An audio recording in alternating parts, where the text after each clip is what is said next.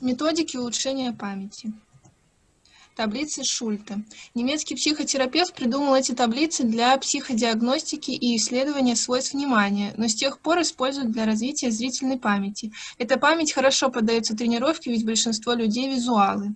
Таблицы различного размера, можно начать с варианта 2 на 2, произвольно заполнены числами или буквами, без какой-либо логической последовательности. Для тренировки памяти нужно 5 минут внимательно смотреть на таблицу, затем закрывать ее и пытаться воспроизвести содержимое ячеек.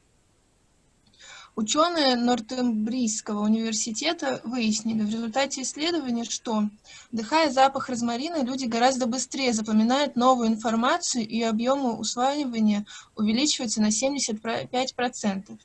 Интересно, что об этом свойстве розмарина догадывались еще в средние века. О нем говорит Офелия в «Гамлете» Шекспира.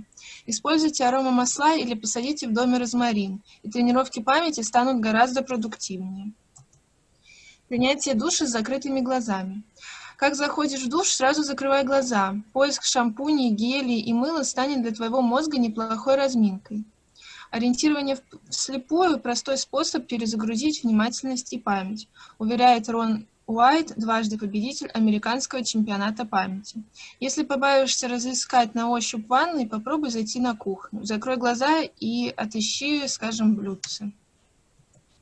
Смена рабочей руки. Побудь левшой, если вы правша, и наоборот. Обычные действия, переложенные на непривычную руку, уже помогут твоему мозгу перезагрузиться и научиться простым вещам заново. Когда ты еще в детстве привыкаешь всегда использовать одну и ту же руку для выполнения какой-либо задачи, это становится рефлексом, и его полезно растеребить, советует Ален Силс, профессор нейрохирургии в медицинском центре университета Вандербильта.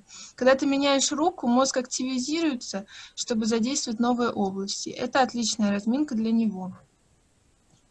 Произнесение слов наоборот.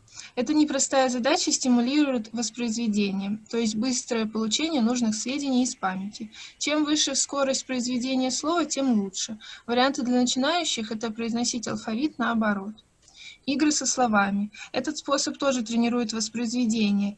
Играйте в города, наборщик, решайте анаграммы, кроссворды, ребусы, сканворды. Придумывайте за минуту от 10 до 100 слов на каждую букву алфавита. На этом все. Спасибо за внимание.